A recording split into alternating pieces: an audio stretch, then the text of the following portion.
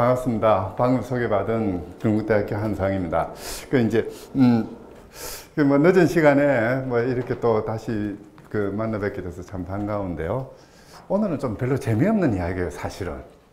한국의 그 지방자치라는 게 사실 별로 그렇게 오래된 역사 다른 나라처럼 몇백 년에 걸친 그런 것도 아니고, 그것도 해방 이후에 잠시 이제 했다가 또 군사 정권 때는 또 안 했다가 했던 그런 상황이 되다 보니까 어떻게 보면 별로 설명드릴 것도 없어요. 실제 이제 요 강좌는 지방자치를 왜 해야 되는지, 이제 옛날 똑똑한 사람들은 지방자치에 대해서 뭐라고 이야기했는지 이런 것들을 정리하면서 우리나라 지방자치 역사를 짚어보자 라는 취지에서 이제 마련된 강의인데요.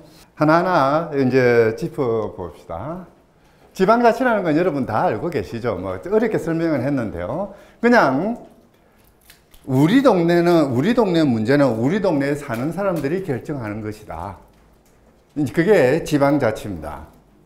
우리 동네 쓰레기 봉투 값을 얼마로 할 것인지. 이 서구는 음식물 분리 쓰레기 합니까?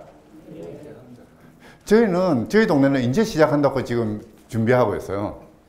음식물 분리수거를 할 건지 안 할 건지 한다면은 얼마부터 수거료를 부과를 할 것인지, 이런 문제는 문재인 대통령이 결정할 사안은 아니잖아요. 그냥 우리가 은행에서 결정하면 되는 거거든요. 눈이 왔다면은 길에 쌓인 눈을 누가 치울 것이냐, 이거 나라법으로 정할 게 아니에요. 알아서 하면 되는 거죠. 바로 그렇게 하자는 게 지방자치입니다. 문제는 이제 말은 쉬운데 그거를 지방에 있는 주민들을 자기들끼리 살게 내버려 두려고 하니까 이 정치하는 사람들이, 옛날에는 임금님이었고요, 지금은 대통령이나 나라님들이겠죠. 이런 사람들이 살 배가 아파요. 그것도 권력이잖아요. 뭔가를 결정하는 힘은, 우리 생활에 대해서 뭔가를 결정할 수 있는 힘이라는 것은 그거는 권력이거든요. 쓰레기 봉투값 100원으로 하자 하면은 반대하던 사람도 그렇게 결정되면은 싫지만은 100원을 내놔야 되잖아요. 억지로 하게 되기 때문에 어떤 사람으로 하여금 자기가 원하지 않는 걸 하게 만드는 힘이 권력이거든요. 바로 그렇게 했을 때 기분 좋아요. 하겠다는 거 하게 만들면은 이게 권력이 아니죠. 하기 싫다는 거 하게 만드는 게 권력이거든요. 이제 그러다 보니까 슬그머니 가져갑니다. 대표적인 게 우리 헌법재판소가 지방자치에 대해서 규정한 겁니다. 보면은 아주 누가 봐도 그렇거니 하는 말로 적어놨습니다. 국민주권의 기본 원리에 출발해서 주권의 지역적 주체로서 지역에 살고 있는 주민들이 자기 통치, 자기 문제를 결정하고 집행하는 것, 그렇게 이야기를 합니다. 근데요, 요 위에서 말한 것하고 요것하고 차이점이 어디 있습니까? 여기는 그냥 지역에 살고 있는 사람들이 자기 문제를 스스로 결정하는 것 그랬는데요, 여기는 국민이라는 말이 나옵니다. 주권이라는 말이 나옵니다. 여기 이제 국가를 의미하는 거거든요. 국가로부터 출발해서 그 국가를 구성하고 있는 지역 단위들, 그렇게 대한민국이라는 나라를 쪼개 가지고 대전 서구라는 지역 한 지역의 문제를 결정하는 것, 국가 안에서 결정하는 것이라고 이야기를 합니다. 이렇게 되면은 지방은 그렇게 지역은 밑에 있는 것이고 국가는 위에 있어요. 국가가 마음에 들지 않으면은 지역 보고 너 그거 고쳐라고 이야기할 수가 있는 거죠. 우리나라 지방자치에서 제일 큰 문제점 중에 하나로 이제 드러나고 있는 건데요. 학생 인권 조례라는 거, 그렇게 찬성하는 분도 있고 반대하는 분도 있긴 합니다만, 어쨌든 서울시에서는 서울시 학생 인권 조례를 주민 발의회에서 제정을 했습니다. 어쨌든 서울시에서 우리 학생 문제는 우리가 결정할래라고 결정을 했는데, 교육부 장관이 이거 잘못돼서 고쳐, 이거 없애버려 라고 지시를 하는 거죠. 바로 그 이야기가 여기 숨어 있습니다. 국민주권이라는 기본 원리라는 게, 이게 이제 국가가 절대적으로 우월하고 그 국가의 명령에 지방은 복종해야 된다는 그런 이야기가 깔려 있는 거죠. 조금 전에 뭐 학생 인권 조례를 말씀드렸습니다만, 뭐 마찬가지입니다. 쓰레기 봉투값, 대전 서구에서는 100원으로 하고 싶은데, 대통령이 이거 1000원으로 해. 라고 명령하는 꼴이에요. 이제, 저랬다 보니까 우리나라에서는 지방자치가 참, 어떻게 보면은 잘 발달할 것 같으면서도 안 되어가는, 매번 역사의 고비마다 지방자치가 좌절되거나 왜곡되거나 변형되는 제일 큰 이유입니다. 중앙 권력이 지방을 장악하려고 하는 그 과정 속에서 지방자치는 아주 어렵게 그 목숨을 유지해 왔다고 봐도 틀린 건 아닌 것 같아요.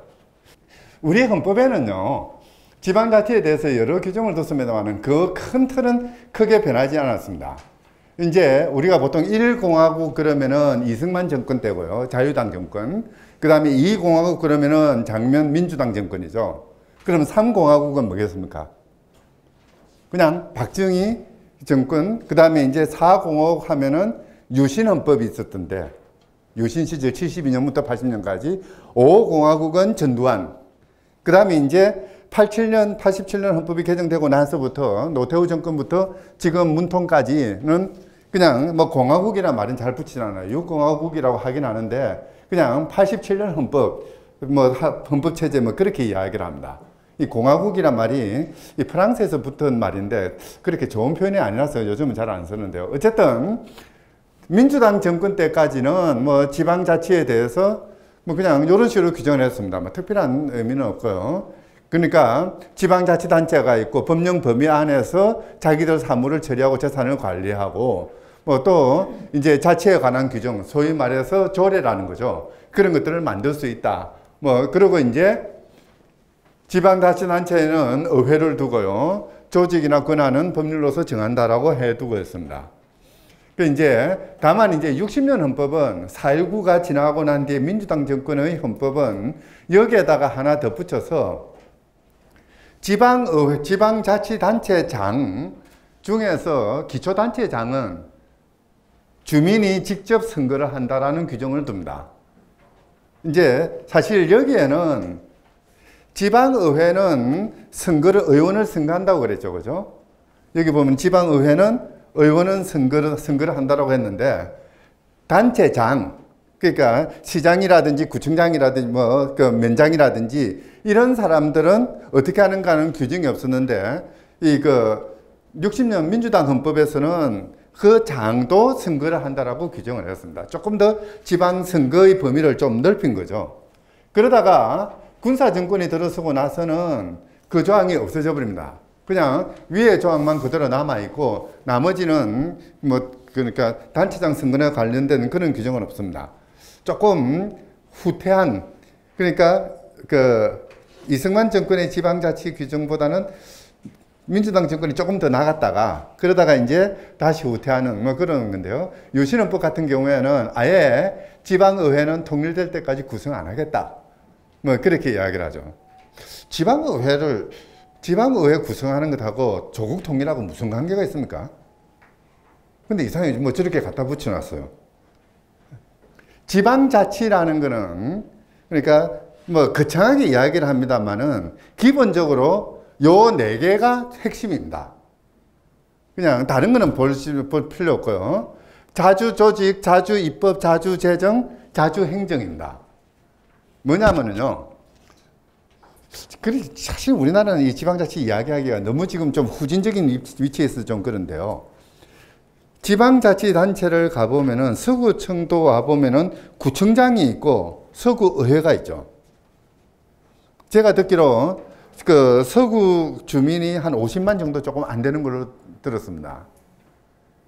저기 울릉군 한번 가봅시다. 울릉군 주민이 2만이거든요.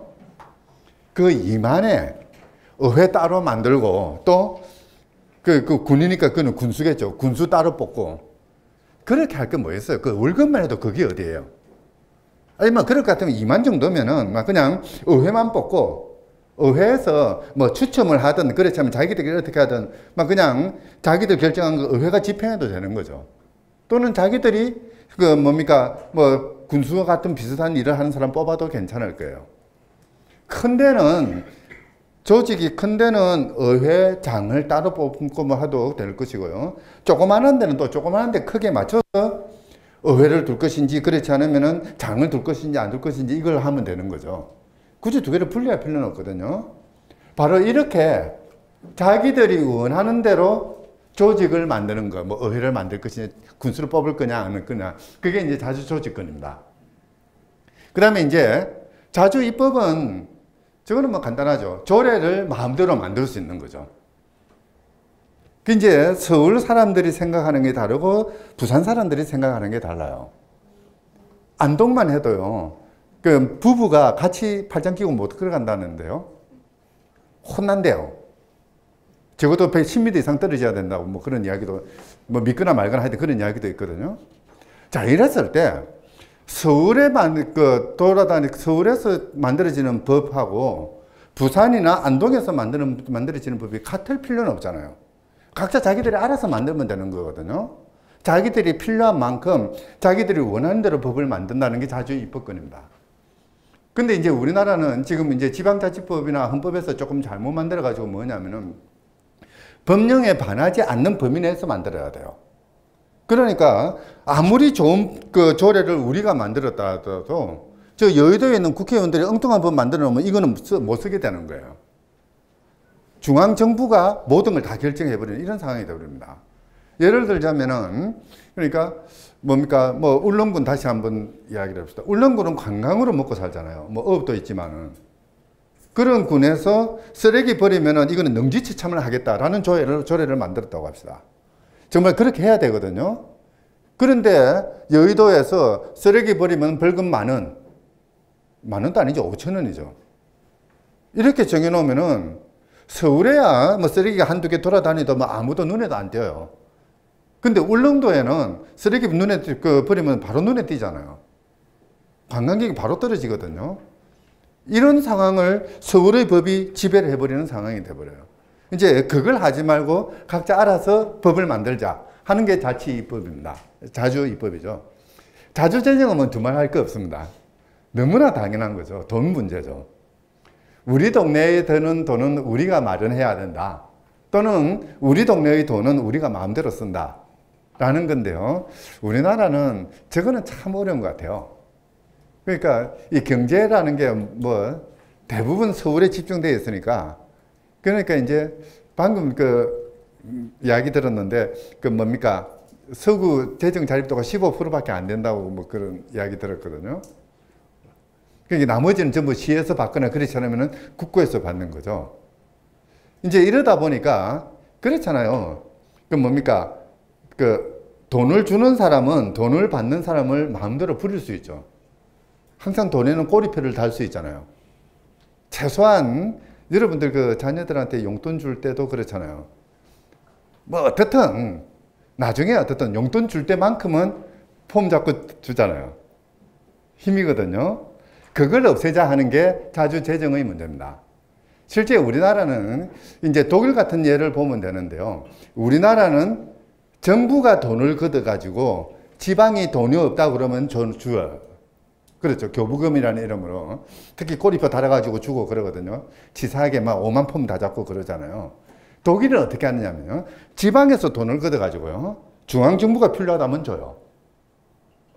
그게 이제 국세가 있고 지방세가 있고 공동세가 있어가지고 국세는 당연히 이제 국가가 걷어가지만은 공동세 같은 거는 지방에서 걷어가지고 그거 가지고 이제 국가에 나눠주고 그러거든요. 그러니까 주정부, 거기는 이제 연방이니까 주정부가 어느 정도 폼을 잡아요. 중앙정부에 대해서 돈을 주면서 너 말 안 들으면 안 줘. 뭐 이렇게 할 수도 있는 거잖아요. 바로 이제 그렇게 하자 하는 게 사실 지방분권의 제일 큰 문제죠. 뭐 지방행정이야 뭐 그정도는 지금 현재도 지방행정은 지방이 하니까 큰 문제는 없을 것 같습니다. 네, 이쪽은 넘어가고요. 사실 이 지방자치라는 거는 옛날부터 이야기가 되어 왔습니다. 이 사람이 이제 520년 전에 있는 사람인데요. 알투지우스라고. 이제 저희들 같이 법을 전공하는 사람은요. 제일 먼저 만나는 사람이에요.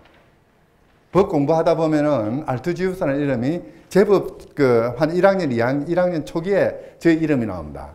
이 법에 관련된 기본적인 사상을 정립한 사람인데요. 그 이제 이 사람은 뭐 다른 이야기는 그렇게 뭐 따라갈 건 없고요. 가장 중요한 이야기가 이 이야기죠.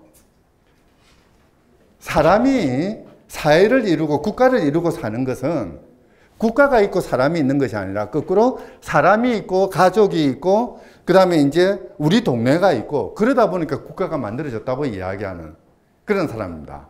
출발점이 국가가 아니라 사람이라는 거죠. 어느 한 사람이 태어나면은 태어나는 순간부터 가족이잖아요. 혼인하고 가족은 어떻게 달라요? 부부가 결혼하면은 가족입니까? 혼인입니까? 우리 법은요, 혼인하고 가족을 구분해요. 두 사람이 만나가지고 짝을 이루면 그때는 혼인이고요. 거기서 아기가 하나 태어나거나 어디서 하나 생겨야 가족이 돼요. 혼인과 가족 생활은 양성평등과 개인의 존엄을 기초로 하고 어쩌고저쩌고 이렇게 헌법이 규정하고 있다 보니까 두 개는 달라요. 근데 어쨌든 뭐 여기는 이제 혼인도 포함하는 거라고 보면 되죠. 두 사람이 만나가지고 아기를 낳고 이거는 자연스럽게 이루어지는 거죠. 그런 가족이 제일 먼저의 출발점이고요. 더 나아가서 이제 농사를 짓다 보면은 다른 농사 짓는 사람과 소통을 하게 되는 것이고, 고기를 잡으려면 자기 혼자 못 잡잖아요. 그물 땡기면 같이 땡겨줄 사람들이 있어야 되죠. 또는 그물을 만드는 사람도 있어야 되고, 그런 식으로 직업 집단이 만들어집니다. 같은 일을 하는 사람들이 어울리는 그런 조합이 이루어지고요. 이런 사람들이 같이 있다 보니까 하나의 마을 공동체가 형성됩니다. 도시가 만들어져요. 그리고 이 도시들이 이제 몇 개 모이다 보면은 하나의 통치 단위가 만들어지고요. 보통 이제 주라고 그러는데요. 뭐 우리식으로 하면 도 정도로 생각해도 괜찮을 겁니다. 그렇게 모여가지고 되는 것이 국가다. 그렇다면은 한번 봐보십시오. 이 이야기는 나중에도 다시 나오는데요. 이런 것들은 사람이 살다 보면 자연스럽게 이루어지는 겁니다. 사람이 나는 가족을 만들어야지 해서 만들어지는 게 아니고요. 사람이 살려면 어쩔 수 없이 만들어야 되고 살다 보면 자연스럽게 만들어지는 거죠. 반면에 이런 것들은 필요에 의해서 만들어지는 겁니다. 내가 그게 이런 거죠. 이렇게 살다 보니까 왜 국가를 만들어요? 이제 홉스 같은 사람이나 또는 로크 같은 사람들은 아주 잘 설명을 하는 게 뭐냐면은, 우리가 우리끼리 모여가지고 농사 지어가지고 좀 배불리 먹으려 하니까 도둑놈이 나타나서 뺏어가더라. 이 도둑놈 지켜줄 사람이 있어야 되잖아요. 그래서 경찰이 필요하게 되고 국가가 필요하게 됩니다. 또는 기껏 경찰이 모여가지고 잘 이거 지키고 있더만은 다른 나라에서 쳐들어가고 또 뺏어가요. 그거 막기 위해서 군대가 필요한 거죠. 이제 그런 식으로 국가라는 것은 자연스럽게 생기는 것이 아니라 우리가 필요해서 만드는 것이다. 자, 그렇다면은 정말 중요한 게 뭐냐는 거죠. 우리가 필요해서 만든 저 존재가 중요한 것이냐, 아니면은 적을 바탕으로 적을 수단으로 해서 뭔가 지키고 있었던 우리의 어떤 것들, 사실 그렇잖아요. 요거는요, 이런 것들은 이런 것들을 지키기 위한 수단에 불과해요. 우리가 잘 먹고 잘 살기 위해서, 편안하게 살기 위해서 만든 게 이게 됩니다. 그렇다면 당연히 요것과 요것이 서로 충돌하면 이게 우선해야 되잖아요. 요게 장땡이어야 되잖아요. 이제 바로 저 이야기, 저게 적어도 유럽을 지배하는 지방 자체에 관련된 가장 중심적인 개념이에요. 사람이 먼저고, 사람의 공동체가 먼저고, 국가라는 거, 대한민국 또는 독일 연방공화국, 이런 것들은 그 이후의 문제라는 거죠. 그래서 모든 생활의 단위라든지 생활의 중심은 지방이어야 되고, 마을이어야 되고, 생활 공동체여야 된다는 이야기입니다. 그 이야기를 하고 있습니다. 여기 이제 보충성이라고 이야기하고 있는 것은 간단합니다. 뭐 말은 상당히 어려운데요. 뜻은 그렇게 어렵지는 않아요. 맨날 이 이야기 하다 보니까 저는 대학 다니다 보니까 계속 머릿속에 돌아다니는 생각은 그거밖에 없어요. 학생이 하나 있다고 합시다. 공부를 하고 싶어요. 대학에 가고 싶어요. 근데 등록금이 없어요. 어떻게 해야 됩니까? 그렇죠. 지가 벌어서 가야 되죠. 근데 지가 벌어서 하려고 하니까, 알바하려고 하니까 공부할 시간 없고, 공부할 시간 없으니까 성적이 나쁘고, 성적이 나쁘면 장학금 안 주고, 그래서 다시 알바를 더 해야 되고, 그러면 공부 못하게 되죠. 자, 그러면은 그러면은 할 수 없이 부모님한테 가가지고 머리 끌고 좀 보태주세요 해야 되잖아요. 부모님이 대줄 수 있으면 되는데 부모님이 대줄 수 없는 경우도 있을 거예요. 그러면은 뭐 그냥 그 뭡니까 뭐 고모를 찾아가든지 뭐 삼촌을 찾아가든지 일가가 나서야 될 거고요. 거기서 안 되면은 지역사회가 도와줘야 될 거예요. 지역사회도 안 되면은 그때서야 비로소 국가가 나설 필요가 있죠. 대통령이 나서가지고 국고를 틀어서라도 마련해 줘야 되겠죠. 이게 보충성입니다. 어떤 문제의 해결의 중심은 그 문제의 당사자들이 일단 먼저 처리를 해라는 거죠. 당사자들한테 맡겨보고 그 사람들이 제대로 못하면은 바로 옆에 있는 사람이 도와주고 그게 제대로 못하면 조금 멀리 있는 사람이 도와주고 국가는 맨 나중에 나서라는 거죠. 요즘은 여기서 하나 더 나가요. 누가 못 살잖아요. 그 이제 그런 게 있죠. 캄보디아도 요즘 조금은 나아졌고요. 라오스 같은 미얀마 같은 경우에 이제 애들이 어릴 때부터 노동을 해요. 노동을 하고 이제 하루에 요만큼 벌어가지고 하루 벌어먹고 살고 그러거든요. 이제 얘들이 그러다 보니까 공부를 못해요. 공부를 못하니까 발전을 못하죠. 번듯한 직장을 못 가져요. 그래서 이제 미얀마 정부에서도 골치를 썩여요. 얘들을 가르치려면은 마을도 능력이 안 되고 그러다 보니까 이제 국가에서 학교도 만들어주고 선생님도 공급을 해줘야 되는데 국가가 또 능력이 안 돼요. 그러니까 국제사회가 도와야 된다고 이야기를 하죠. 이제 그런 것들을 이제 법의 영역에서는 발전권이라고 그러는데요. 어떤 개인의 생활을 발전시킬 수 있도록 지역사회, 국가 더 나아가서 국제사회가 도와야 한다라는 그런 건데요. 요즘은 그거죠. 기본적으로 당사자에게 맡기되 해결은 그러니까 국가나 국제사회나 이런 것들은 맨 마지막에 도와줘라. 역시 지방자치에도 마찬가지입니다. 지방의 문제는 지방에서 결정하게 내버려 두라는 거죠. 일단 내버려 두고 지방에서 해결하지 못하는 것들 어떤 게 있을까요? 우리 생활 주변에서 지방에 안만 그 노력해도 잘 안 되는 것들.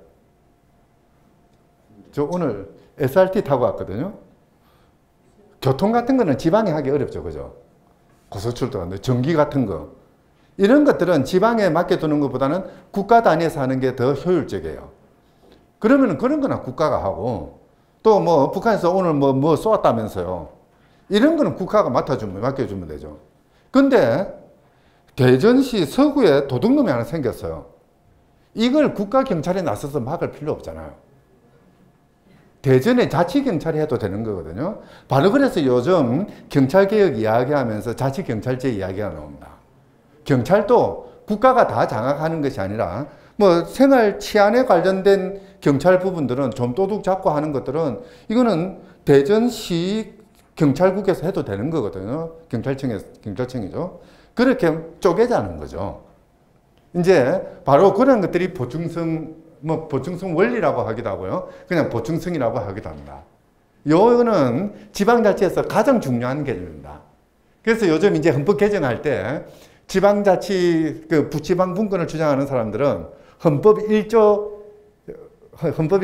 1항이 대한민국 민주공화국이다. 2항이 대한민국의 주권은 국민의 거주에서 주권하는데 거기 사망을 하나 더 갖다 붙여가지고 새로 만들어가지고 대한민국은 분권형 국가고 보충성이 지배한다. 뭐 이런 식으로 하나 더 만들자. 뭐 그런 이야기도 합니다. 알투지우스 이야기는 유럽에서는 어떻게 보면 지금 이제 기본이 되어 있습니다.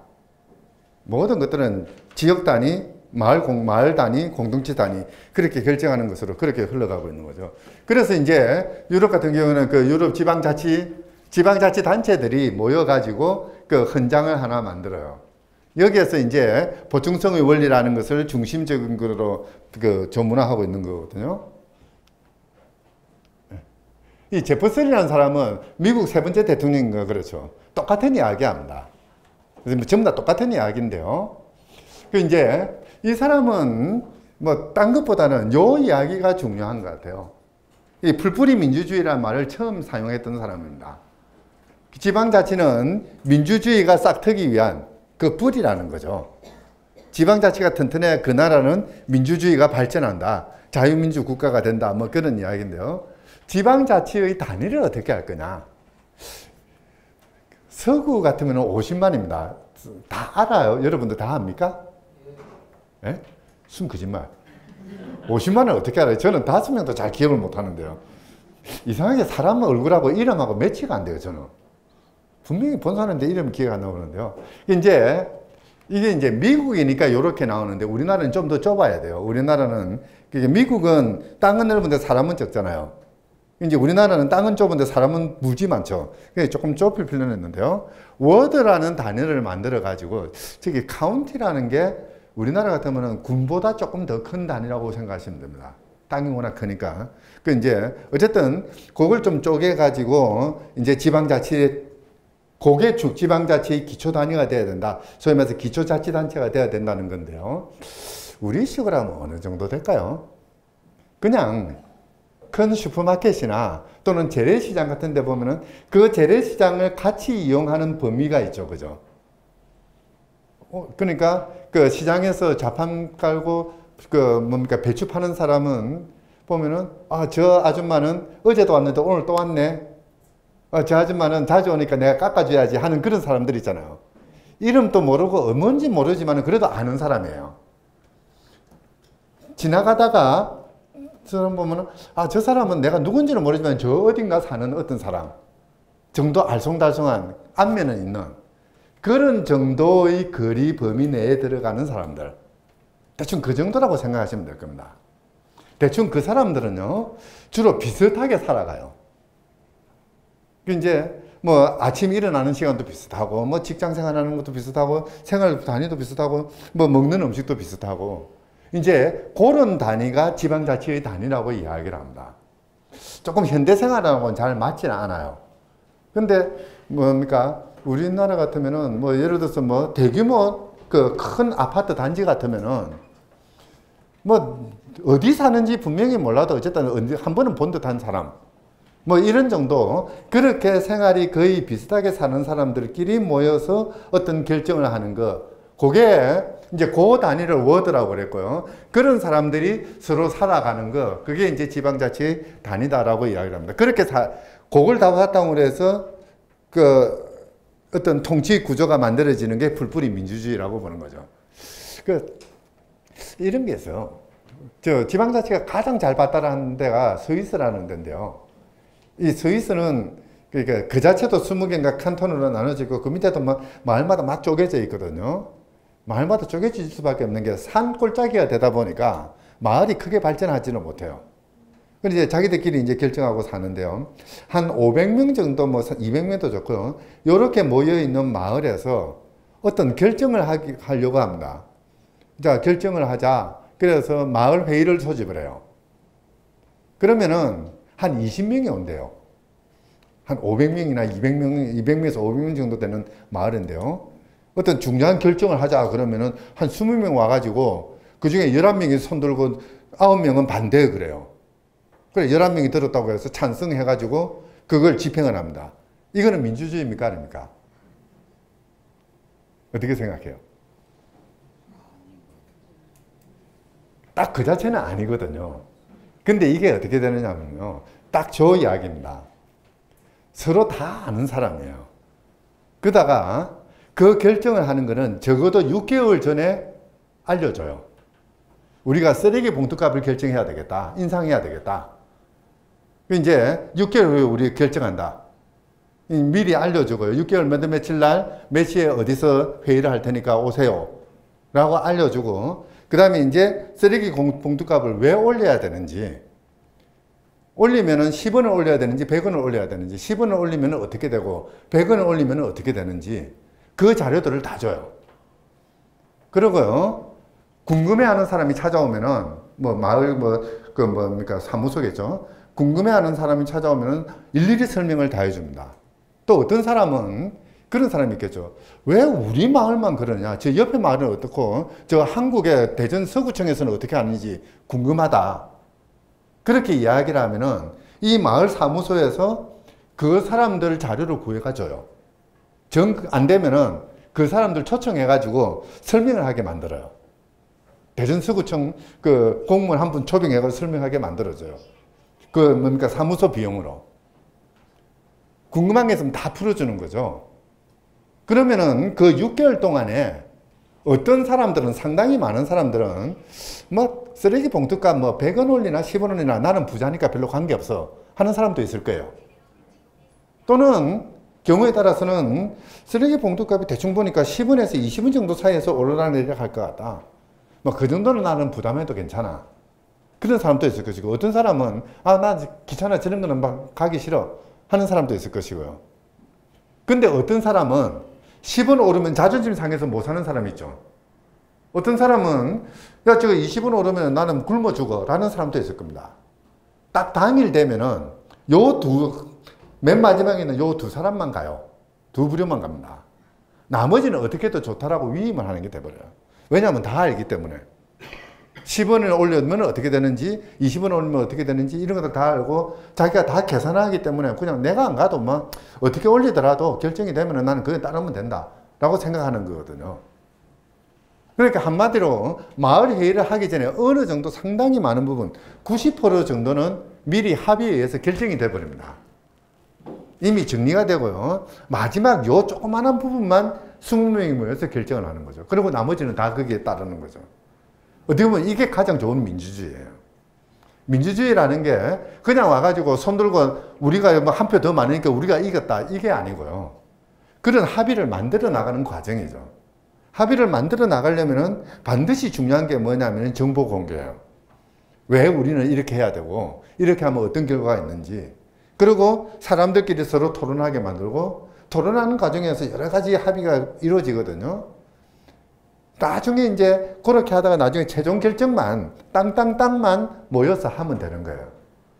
이제 바로 그런 단위, 그렇게 할 수 있는 생활 단위가 가장 중요한 것이다 라고 이야기를 한 겁니다. 그게 이제 서울의 그 조그마한 마을에서는 지금 이제 그러니까 몸으로 실천하고 있는 것이고요. 사실 이제 홈룰이라고 그러는데요. 이름은 조금 복잡한데 홈 하면 가정이죠. 그죠? 우리 마을의 문제를 우리가 결정한다는 겁니다. 이제 홈룰인데요.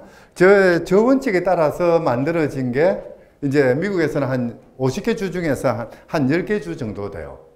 뭐 알래스카, 아이오와 뭐 대체로 이제 조금 보면은 조금 저 시골 쪽에 해당되는 뭐 그런 주들이죠. 오히려 이제 딜런 룰이라는 건 뭐냐면은 중앙정부가 주정부나 지역보다 우선해야 된다고 생각하는 데가 이 딜런 규칙입니다. 저거하고 반대되는데요. 그냥 뭐 그런 거 있다는 것만 알아두시면 될 것 같아요. 토크빌 같은 사람은요, 이제 프랑스 사람인데, 그냥 미국 구경하러 갔다가 미국이라는 나라가 너무너무 민주주의라서 홀딱 반해서 온 사람입니다. 그래서 미국은 좋은 나라라고 칭송하기 정신없는 사람인데요. 뭐 똑같은 이야기입니다. 그냥 타운 미팅, 그러니까 여기 뭐 타운이면은 마을이죠. 그죠? 마을 주민들이 모여서 결정하는 거, 또는 직업단체 같은 경우에는 그 단체 구성원들이 모여서 결정하는 거, 또는 이제 교회는 교회 교인들이 모여서 결정하라는 거죠. 대충 이제 그 뭡니까 자치의 단위를 세 개로 나눴어요. 주민들이 자치하는 경우, 그 다음에 이제 직업단체들이 자치하는 경우. 그 뭐 우리나라도 변호사 협회도 있고 의사 협회도 있고 뭐 그렇지 않습니까? 뭐 그 문제는 그들끼리 결정하는 거죠. 교회는 교회대로 신도들이 결정하는 거. 뭐 이제 그런 자치를 나누면서 제일 중요한 거는 이 이야기를 합니다. 그러니까 지방자치는 자유국가의 원천이라는 거죠. 그래 이야기하면 지방자치가 보장되지 않으면 그건 자유국가라고 할 수 없다는 겁니다. 우리가 자유민주주의 이야기 하잖아요. 그래서 참 우리나라 좀 보수 쪽에 들어가 계시는 분들이 조금 이런 부분에서는 좀 개념을 정리를 하면 좋겠어요. 우리나라가 자유 대한민국이라고 이야기하려면은 가장 기본적으로 해야 되는 게 지방자치라는 거죠. 토크빌의 이야기입니다. 아주 이거는 뭐 많은 사람들이 하는 이야기죠. 이런 이야기입니다. 지방자치, 뭐 타운 미팅인데 지방자치라고 읽어도 괜찮습니다. 지방자치와 자유와의 관계는 초등학교와 학문과의 관계와 같다. 박사 논문을 쓰려면, 박사 학위를 받으려면 논문을 써야 되거든요.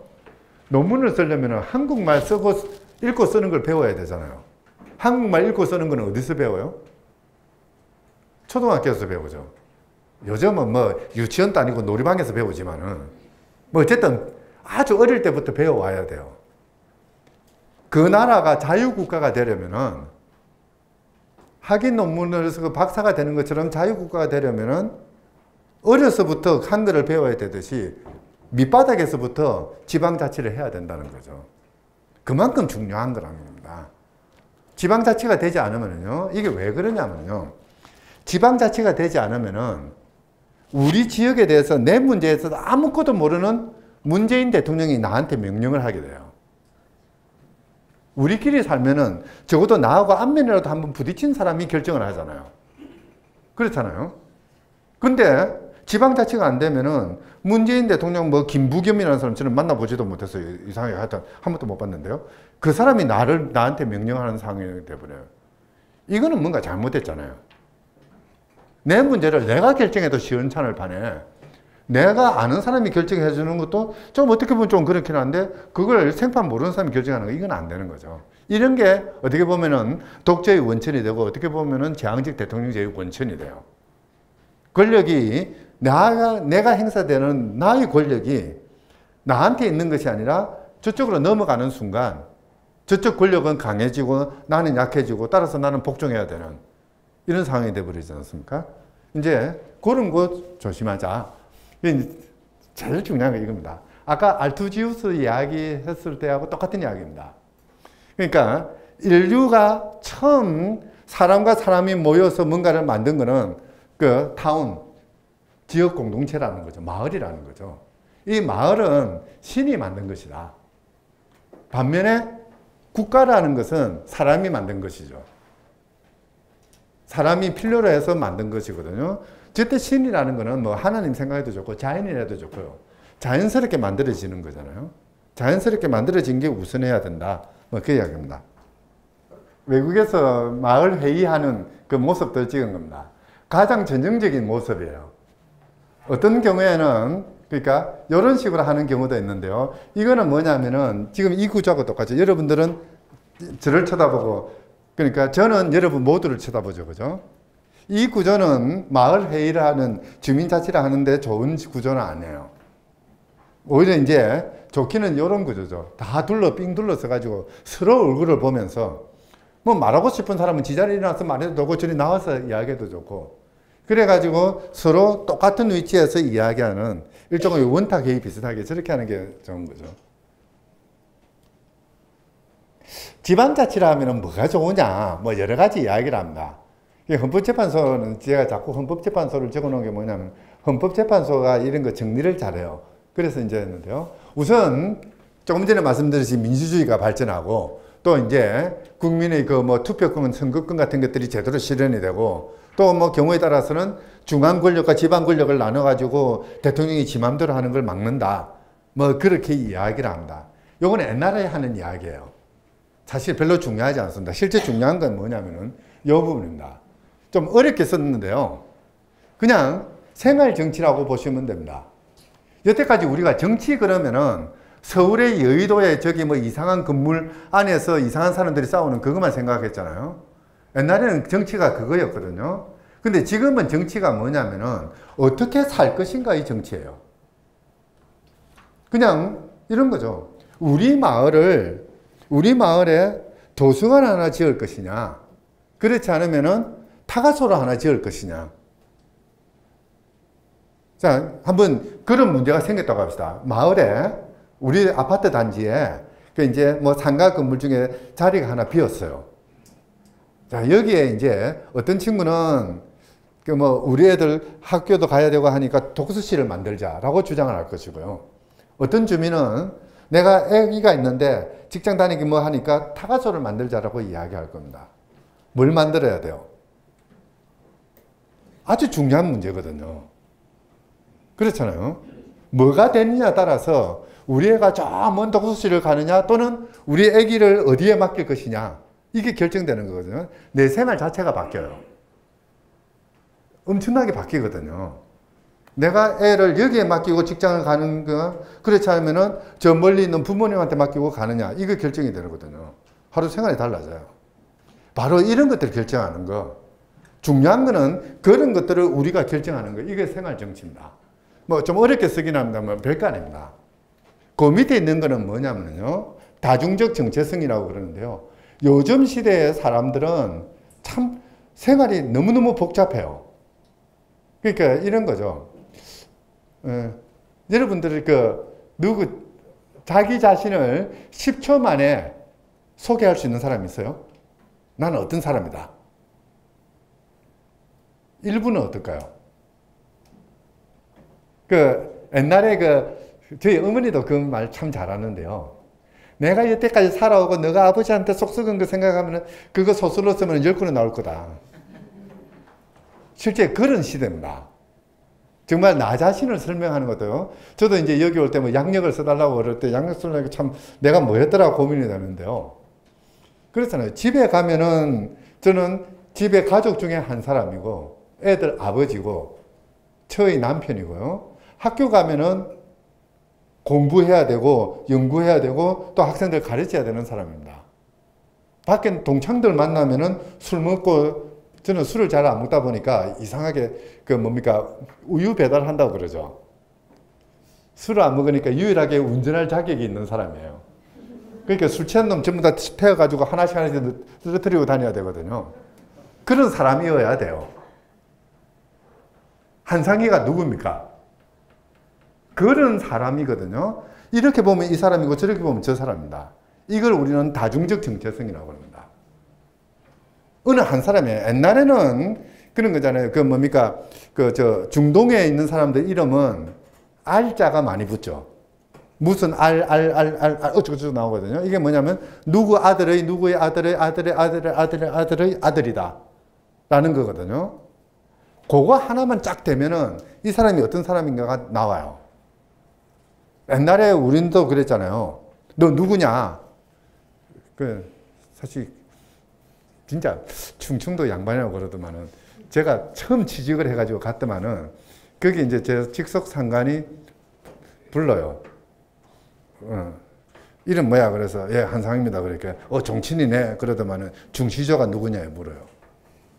아유 뭐 무슨 공 몇 대 손입니다. 그러니까 그때서야 모든 걸 다 아는 것처럼 끄떡끄떡 됐어 뭐 그러고 아주 사랑해 줬어요. 같은 한 거라고. 옛날에는 그거 하나면 다 됐잖아요. 중시조 누구 손의 몇 대 손 그러면 다 아는 거거든요. 근데 요즘은 그것만 가지고 안 되잖아요. 그 뭡니까? 옛날에는 그게 간단합니다. 며느리감 사위감 구할 때 선안 부부면 끝났잖아요. 선보고 마음에 들면 결혼하는 거죠. 지금은 선보고 소개팅하고 교제기간 몇 년 거치고 그러고 나서 결혼해도 다시 또 이혼을 위한 기간도 있잖아요. 그죠? 너무나 많은 인격이 한꺼번에 들어가 있다 보니까 파악이 안 되는 거죠. 바로 그런 사람들이 어떤 문제를 결정한다고 했을 때 남한테 맡겨두고 국회의원한테 맡겨두고 대통령한테 맡겨두고 결정해 주시오라고 이야기할 수는 없어요. 옛날처럼 나는 농사 짓는 사람입니다 라고 된다면은 농사 짓는 사람 잘 살게 해주겠다는 국회의원 찍어주고 맡겨놓으면 돼요. 근데 지금은 나는 농사를 짓지만은 동시에 무슨 강좌 가가지고 어떤 강의도 듣고 싶고 또 뭐 1년에 한 두어 번은 외국 여행도 가고 보고 싶고 많지 않습니까? 농사 잘 되게만 해주겠다는 국회의원 찍어가지고 나 외국 여행 못 가요. 그런 것도 같이 해주는 사람을 구해야 되는 거거든요. 이제 이러다 보니까 누구한테 맡겨서 일을 하는 게 아니라 내가 일을 할 수밖에 없어요. 최소한 우리 문제는 우리가 같이 결정을 해야지 남한테 맡길 수 있는 상황은 아닙니다. 바로 저 이야기죠. 그냥 요 이야기와 요 이야기는 같은 맥락 속에서 보시면 돼요. 워낙 다양한 이해관계들이 얽혀 있고 다양한 생활관계들이 얽혀 있다 보니까 우리 문제를 우리가 결정해야 된다. 남한테 맡길 상황은 아니다라고 하는 거죠. 진짜 그래요. 나는 누구냐 그러는데요. 한번 댁에 돌아가셔가지고 한번 고민해 보세요. 나는 누군가. 어쨌든 그러니까 살기 위해서는 생활을 하다 보면은 결국은 그 결정들은 국가라는 큰 단위가 아니라 내 주변에서 결정하는 게 맞다는 거죠.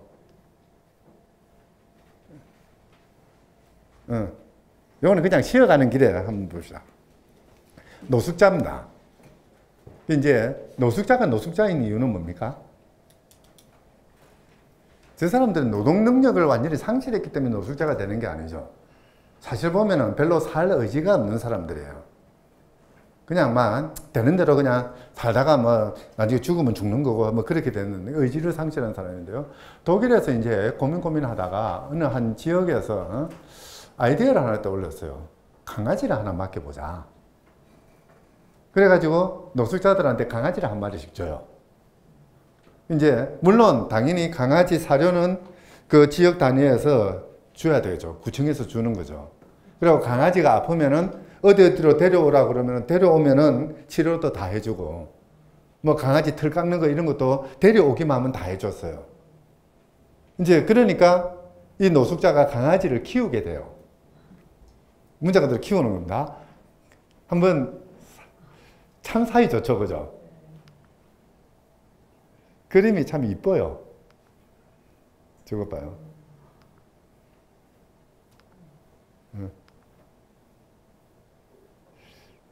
저게 이제 아주 좋은 경우인데요. 그러니까 저 노숙자들은 처음에는 강아지 뭐 그냥 은근결에 하나 맡았는데요. 문제는 뭐냐면은 우리 그 가축들 중에서 주인을 가장 잘 따르고 주인의 가장 그 종속적인 동물이 강아지잖아요.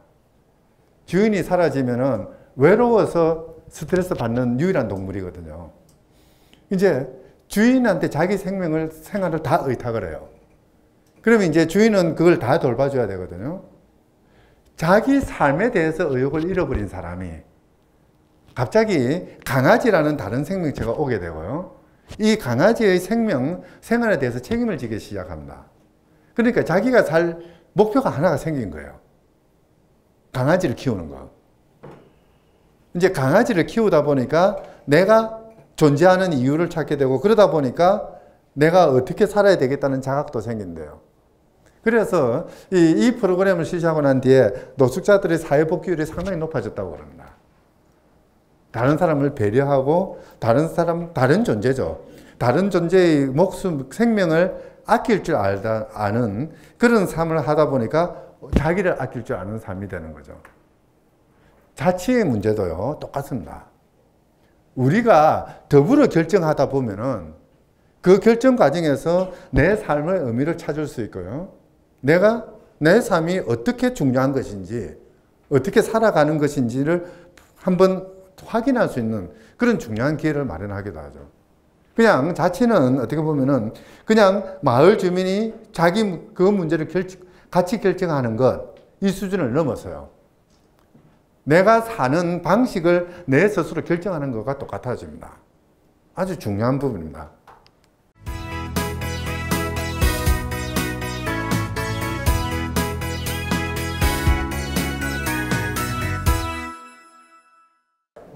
저는 대통령 출마하면 딱 되는데 그랬어요. 이제 저희 친가는 호남이거든요. 제 선사는 임실에 있고요. 그리고 외가는 바로 여기 덕진이에요. 그 유성이고요.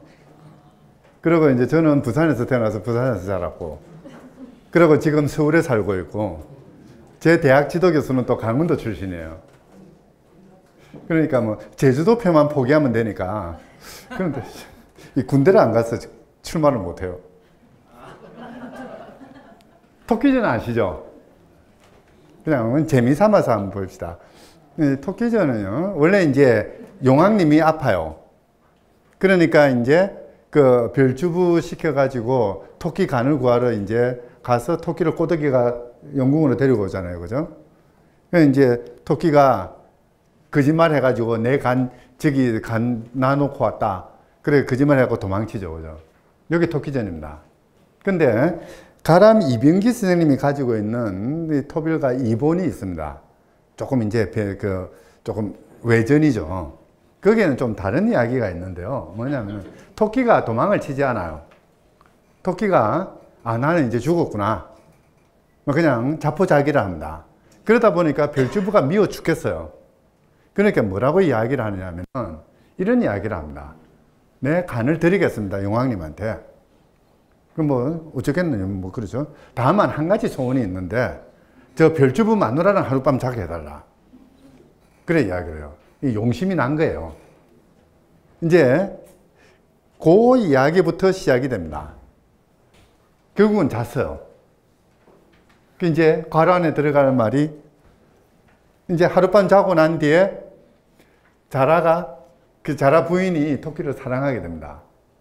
문제는 이제 이렇게 하룻밤 자고 있는 동안에 별주부 입장에서는 너무도 자기 신세가 참 좀 그래요. 답답하잖아요. 그래서 술 먹고 있었어요. 토끼가 자다가 가만히 보니까 별주부가 자기를 안 지키고 있거든요. 그러니까 경비가 소홀하니까 도망을 쳐버립니다. 이제 별주부가 일어나가지고 술 깨가서 보니까 토끼가 도망가 버렸거든요.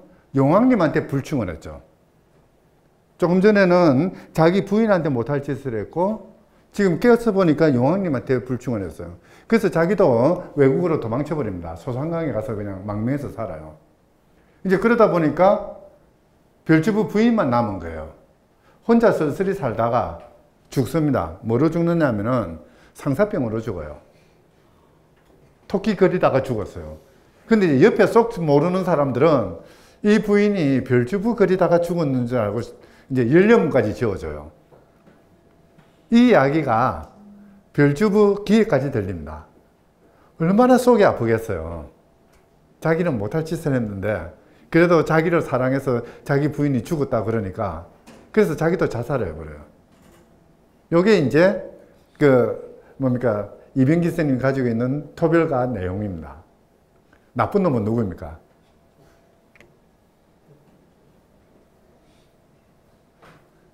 토끼는 하나도 나쁠 거 없어요. 그죠? 죽을 판에 못할 짓 뭐 있습니까? 거기다가 보니까 살구멍이 생겨서 도망친 거예요. 별주부는 너무 착한 사람이죠. 부인도 뭐 마찬가지죠. 자기 마음 흘러가는 걸 어떻게 해요? 상사병에 걸려 죽을 정도면은 얼마나 마음이 컸어요. 그죠? 용왕이 나쁜 사람이에요. 병 걸렸으면 조용히 그냥 가든지.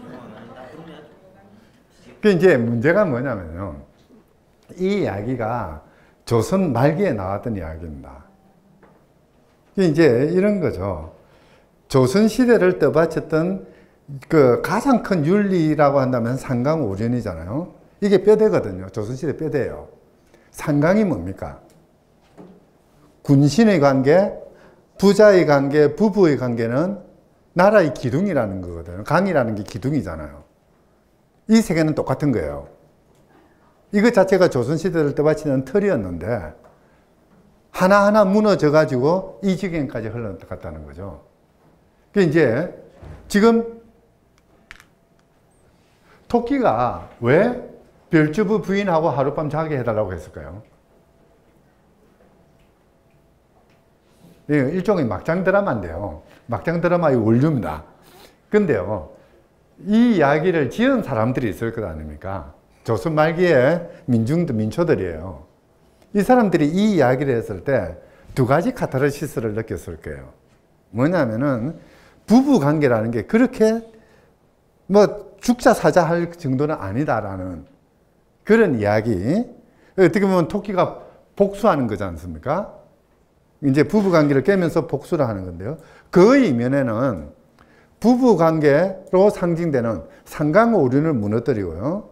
조선 왕조를 무너뜨리는 개념이 들어가 있어요. 이게 부부 관계가 얼마나 크냐면은 이제 경국대전에 보면은 그런 거죠. 그러니까 사람을 죽이면 사형해체예요. 살인죄니까. 근데 임금을 죽인 자를 신하가 쫓아가 가지고 죽여버려요. 임금을 해코지하는 사람은. 그러면 이거는 충신이니까 사면을 해줘야 되죠. 그죠? 그런 자는 사면한다라고 경국대전에 적어놨습니다. 아버지를 죽인 자를 아들이 쫓아가 가지고 죽였어요. 이것도 사면돼야 되죠. 당연히.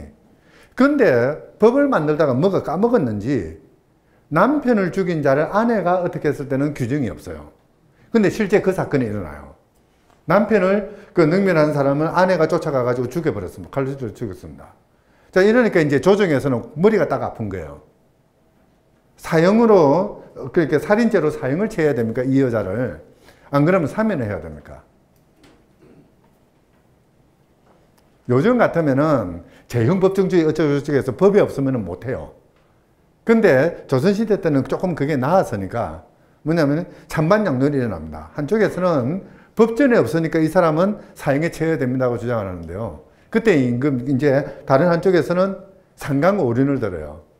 임금은 그 이야기를 들어가지고 군신과 부자와 부부는 같은 것이니까 비록 규정이 없더라도 요 규정을 끌어다가 사면해라. 그렇게 교지를 내리거든요. 네, 그 여자는 살았어요. 그만큼 부부의 관계는 조선시대를 이루는 뼈대입니다. 그 뼈대를 별주부가, 토끼가 허물겠다고 그러는 걸 용왕님이 오케이 그래요. 임금이 자기 존재 기반 자체를 자기가 부정해버린 거죠. 자기가 임금인 것은 상강오륜 때문인데 상강오륜 자체를 부정을 해보죠. 지 살려고. 이게 잘못됐다는 거죠. 사실 저는 그 이야기 하는 게 아니고 실제 하고 싶었던 이야기는 저 이야기인데요. 이 임금이 문자 그대로 자기 관리가 안 되다 보니까 나라를 망치는 게 돼버립니다. 이제 근데요, 이게 자꾸 배보다 배꼽이 큰 이야기가 돼버렸어요. 그런데요, 수신제가 치국평천하라는 게 사실 저게 그 중국에서 그 뭡니까 대학이라고 하면 가장 이제 저건 역시 중국에서 그 나라를 다스리는 기본적인 틀이었는데요. 저게 바로 지방자치 이야기입니다. 이제 저기서 말하는 수신이라는 건 자기 몸을 다스리는 것이고 제가라는 거는 뭘 다스리는 겁니까? 사실 집안이라고 하지만은 중국에서 말하는 가라는 개념은 우리나라보다 훨씬 크죠. 하나의 성이거든요. 중국에 뭐 삼국지나 유국지나 보면은 유비가 그 장비하고 같이 가가지고 성 하나 때려 부수잖아요. 이때 이 성이라는 거는 뭐 장시성 또는 뭐 이시 뭐 무슨 시 그 하나의 문벌이 가지고 있는 그 지배 영역이거든요. 하나의 고을이라는 거는 하나의 그 성시가 지배하는 틀이에요. 이게 가죠. 이게 어떻게 보면 갑니다. 그 가를 제대로 다스려야, 지금 말하자면은 하나의 마을, 하나의 성을 제대로 다스려야, 그래야지 나라를 다스리고 천하를 다스린다는 이야기예요. 아까 알투지우스가 이야기했던 그 이야기가 바로 저기서 나오는 이야기입니다.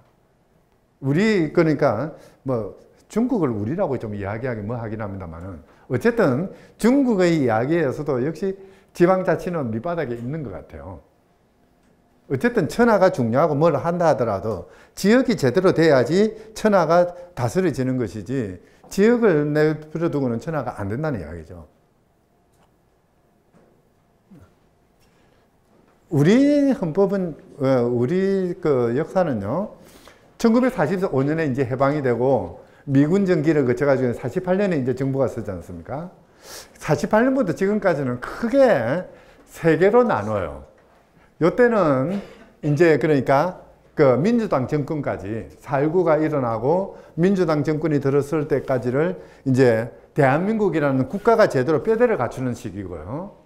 뼈대를 갖추고 난 다음에 군사 정권이 들어서 가지고 뭔가 이제 그 약간 독재를 했죠. 독재를 했던 그런 시기. 그 다음에 이제 87년도에 6월 항쟁이 일어나고 민주정부가 들어서고 이제 민주화되는 그런 시기. 이렇게 이제 세 단계로 나누고요.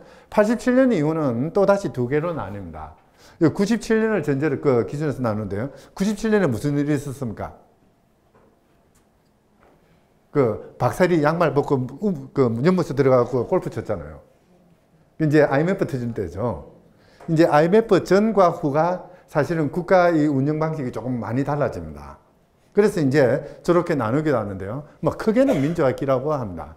대체로 보면은 요때는 이제 국가를 만든다고 정신이 없던 시기였고요. 그리고 이제 전쟁도 일어났었고, 사실 요때 그 뭐 활약했던 사람들이 아주 대단한데요. 전쟁 중에도 법을 만들고 형사소송법 만들고 무수법 만들고 뭐 그렇게 합니다.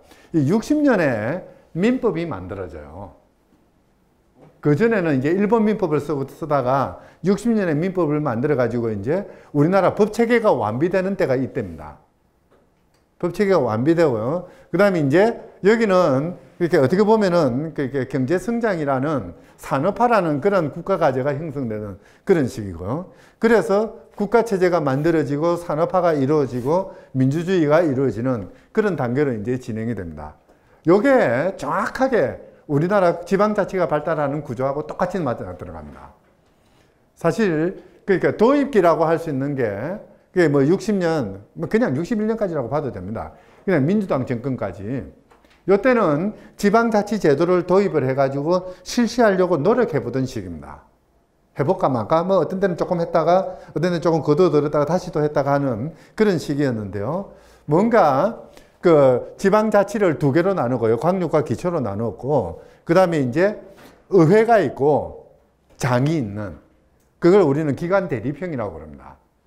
그러니까 의회도 별도로 구성을 하고 구청장도 별도로 뽑고 그래가지고 둘이 싸움 시키는 뭐 싸움이라기보다는 싸움이 안 되죠. 의회가 이제 그 장한테 조금 시비를 걸면 장은 방어하고 뭐 이런 정도인데요. 그런 형태.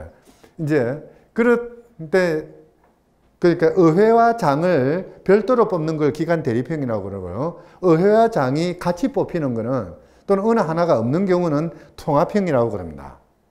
우리 현재 지방자치제도는 기관 대립형이거든요. 요 틀이 그러니까 48년부터 마련되어 있었어요. 그러니까 우리나라 지방자치는 뭐 그렇게 보면 꽤 오래된 제도라고 할 수는 있습니다. 그렇게 한번 해볼까 하다가 군사정권이 들어서면서 아예 지방자치는 이루어지지 않죠. 이때는 이제 지방자치가 그러니까 뭐 중단기라고 보면 될 겁니다. 어쨌든 지방자치단체 장이든 의회는 아예 구성을 안 했고요. 장은 대통령이 임명을 했죠. 지금은 그렇지 않는 걸로 알고 있는데요. 그때가 어떻게 됐냐면은 지방공무원이 9급, 8급, 7급, 6급 가다가 5급 사무관이 되면은 국가공무원이 됐죠. 이제 그러다 보니까 지방공무원, 6급 공무원 뭐라고 합시다. 6급 공무원이 구청장 얼굴 쳐다보고 있겠어요? 대통령까지 너무했죠. 내무부 장관 얼굴 쳐다보겠어요? 국가공무원으로 뽑아줄 사람을 쳐다볼 거 아니에요. 그러다 보니까 지방자치는 완전히 엉망이 돼버리는 그런 상황일 수도 있었던 거죠. 어쨌든 이제 그랬고요. 그러다가 이제 87년부터 지방자치가 이루어지면서 이제 그러니까 뭐 제대로는 이제 91년부터죠. 준비하는 단계 과정이 필요했으니까 역시 여기 있었던 것과 똑같은 형태로 그대로 이제 부활이 됩니다. 그래서 이제 부활기 내지는 발전기라고 이야기를 하는 거죠. 뭐 똑같은 이야기 나왔는데요. 보시면은 이제 도입기 해도 뭐 1, 2, 3으로 나눠 가지고 하는데 뭐 크게 이거는 중요한 건 없습니다. 다음은 이제 그렇게 직선을 했느냐 간선을 했느냐 뭐 그런 이야기고요. 그 대충 이제 그러니까 임명제와 간선제가 있었던데 그리고 임명제와 직선제가 있었던데 직선은 뭐냐면은 그러니까 기초자치단체장을 주민이 직선했던 그런 체제입니다. 그 다음에 이제 모두를 다 직선했던 시기. 그러고 나서 이제 요 시기는 이제 그대로 저대로 이어지는 거죠. 이 중간에는 아무것도 아니었고요. 이 이야기를 하려면 이제 조선시대부터 가야 되겠네요. 조선시대 때는 우리나라는 세계사에서 보기 드물게 통일된 나라였죠. 오랜 기간 동안 통일됐었거든요. 그러니까 통일신라 나타나고 나서부터 계속 지금까지 쪼개진 적 없었잖아요. 요즘 와서 이제 남북한 쪼개져가 탈이지만은 그렇잖아요. 그러다 보니까 중앙 권력이 엄청 강한 나라예요. 모든 지방 관원들을 중앙의 임금님이 다 파견했던 그런 체제였거든요. 그런데도 이제 그 중앙의 지배에 대항하기 위해서 유향소라는 것도 만들어집니다. 지방에 있는 양반들이 자기들끼리 똘똘똘똘 뭉쳐가지고 중앙에서 수령이 파견되어 오면, 원님이 파견되어 오면은 이제 경우에 따라서는 태클도 걸어보고 시비도 걸어보고 또는 협력도 하고, 왜냐하면은 중앙에서 온 사람이기 때문에. 또 우리나라는 조선시대 때는 상피제가 있었잖아요. 상피제가 뭡니까? 원래 자기 고향의 관리로 파견되는 걸 금하는 제도입니다. 그러니까 그 뭐 이몽룡이 같은 경우에 남원 출신인데 그 과거 합격했다고 남원으로 오잖아요. 그거 잘못된 거거든요. 절대 그런 거 없었어요. 남원 출신은 절대 남원에 못 옵니다. 다른 데 가야지. 그게 상피제거든요. 그러다 보니까 중앙에서 파견된 원님이 그 고을 사정을 몰라요. 그 고을이 농사를 어떻게 짓는 것인지, 뭐 비는 언제 오는지 이런 것도 전혀 모르죠. 그러다 보니까 어느 날 상대가 필요하겠죠. 그 사람들이 유향소이기도 했고요. 또 역으로 지역 주민들 입장에서는 아무것도 모르는 사람 오니까 가르쳐야 될 거 아니에요. 뭐 거기서부터 또 경우에 따라서는 뭐 그냥 뇌물 받아먹고 그러면 한 대 패기도 해야 되고 그런 이제 일을 했던 사람이죠. 사실 뭐 사실 조선시대의 역사를 보면은요, 삼정성 체제와 육판서 체제잖아요. 요거 가지고 싸우죠. 그러니까 그 국정을 정성이 중심이 돼서 운영을 해야 되는지 판서가 중심이 돼서 운영을 해야 되는지, 이게 뭐냐면은 임금님이 직하라는 체제인지, 임금님이 직하라 하면은 임금님과 판서 중심으로 국정이 운영이 됩니다. 그게 아니라 국가의 원로들이 지배하는 체제인지, 이거는 이제 삼정성, 영의정, 자의정, 우의정이 지배하는 체제예요. 그렇게 임금님은 조금 뒷전에 물러나는 그런 구조. 그 싸움이 하나가 있었고요. 또 하나 싸움이 뭐냐면 이 싸움이었습니다. 지방행정은 그러니까 중앙에서 파견된 원님이 주도권을 행사해야 되는지, 아니면 저 유향소 같은 그런 조직이 주도권을 행사하는지. 아주 뭐 지금 요 이야기들이 유향소를 없앴다가 두드려 잡았다가 다시 허용했다는 게 전부 다 그런 이야기들입니다. 그러니까 뭐 어떻게 보면 지역의 호족이라고 봐도 좋고 토라고 봐도 좋아요. 나쁘게 표현하면은 이 사람들이 득세하는 걸 막기 위해서 두드려 잡았다가 그러다 보니까 지방 행정이 안 되니까 다시 살려주고 뭐 그렇게 하는 거죠. 그 뭡니까? 우리나라에서 옛날 이야기에 귀신은 언제 나타나요? 귀신. 이제 밤 되니까 여름밤에는 이런 이야기 해야 되죠. 그죠? 귀신. 우리나라 귀신 중에 남자 귀신은 있어요? 왜요? 몽달 귀신 있잖아요. 몽달 귀신 있죠. 그죠? 처녀 귀신 있죠. 처녀 귀신은 주로 어떤 데 나타나요? 대부분은 아니야. 어떤 때가 그게 아니고요. 왜 나타나요? 왜 귀신이 돼요?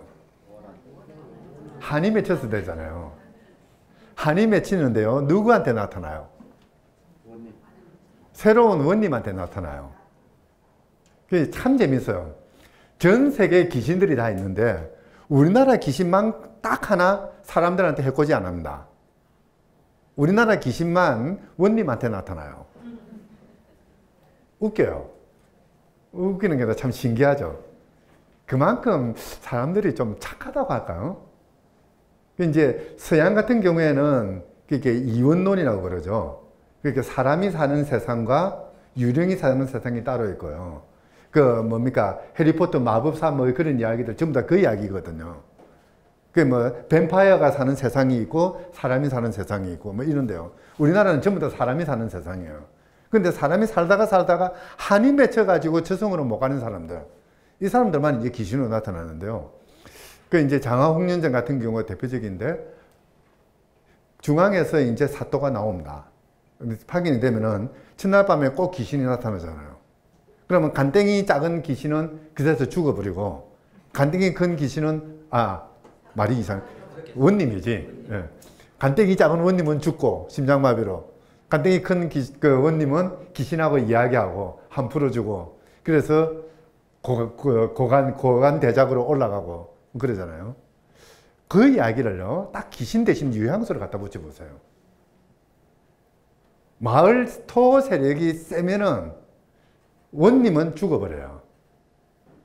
토 세력이 약하면은 또는 원님의 힘이 좋으면은 토를 완전히 압도해버리죠. 사실 어떻게 보면은 장화홍련전 이야기는 그러니까 원님하고 지역 세력하고의 싸움의 이야기일 수도 있어요. 참 재밌어요, 보면은. 뭐 그런 것도 있고, 향약 같은 것도 있죠. 향약은 문자 그대로 지방자치입니다. 물론 양반들만 했던 것이라서 문제이긴 합니다만은, 무지랭이들은 들어가지도 못했잖아요. 뭐 그렇긴 합니다만은, 어쨌든 자기들이 똘똘똘똘 뭉쳐가지고 일종의 계모임 했던 뭐 그런 거죠. 자기 규약 같은 것도 아주 엄격하게 지키고 그랬어요. 이 조선시대 때 가장 잔인한 형벌이라고 그럴까요? 극형이 뭐냐면은 이 향약 같은 데서 많이 썼는데요. 족보할명이라는 게 있습니다. 족보에서 이름을 빼버리는 거예요. 그게 왜 큰 형벌이냐면은 양반 입장에서는 자기가 양반이라는 걸 증명할 수 있는 유일한 근거가 족보잖아요. 근데 족보에서 이름 빠지면 자기는 양반이 아니죠. 자기를 보호했던 모든 장벽들 또는 자기가 묵고 살던 모든 기반들이 없어져 버립니다. 완전히 그냥 한마디로 그릉뱅이로 만들어버리는 것과 똑같아요. 그거 이제 족보할명이죠. 요게 조금 와전돼 가지고 이제 저희 아버지도 그러셨거든요. 말 안 들으면 저놈 족보에서 호직에서 파버릴라. 호직에서 파버린 거 겁 안 나요. 족보에서 파지는 게 옛날에는 문제였던 거죠. 이제 48년에 이제 지방자치가 도입이 됐는데요. 사실 이때는 이제 나라를 만들고 하다 보니까 그러니까 이제 정부를 만들고 했던 사람들이, 정치인들이 야심에 가득 찬 시기예요. 자기도 뒤에서 뇌물도 받아먹고 했을지는 모르겠습니다만 어쨌든 나라를 만드니까 제대로 된 나라를 만들자는 그런 야심에 가득 찼던 그런 시기였죠. 근데 문제는 뭐냐면은 지방자치를 제대로 해보고 싶었는데 제대로 할 여건이 안 됐어요. 이게 우리 국민들이 민도가 높지 않았고 교육 수준이 높지 않았고 그게 아니었습니다. 실제 아주 중요한 문제가 있었습니다. 제일 큰 문제가 이제 이런 부분인데요. 우리가 해방되고 나서 해방되고 일본군들이 쫓겨나는데 일본 순사들한테 총칼을 뺐어야 될 거 아니에요. 그리고 이제 무장 해제를 시켜 쫓아내야 되는데 이걸 누가 했어요? 그러니까 서울 지역에서는 여운형 선생님이 중심이 됐던 건국준위원회가 그걸 했습니다. 일단 이제 총독부하고 연락을 해가지고 무기를 접수하고 일본 순사들이나 일본 군대가 물러나는 거 확인하고 그랬거든요. 지방에서는 이제 지방 단위 조직이 발전 안 하다 보니까 인민공화국 형태로 좌익들이 그 일을 했습니다. 그래서 인민공화국 인공체제가 만들어지고요. 공장 같은 경우에는 이제 조선방직이나 이런 경우는 일본인들이 관리를 하다가 이 사람들이 쫓겨났지 않습니까? 그러다 보니까 거기에서 일하던 노동자들이 접수를 해요.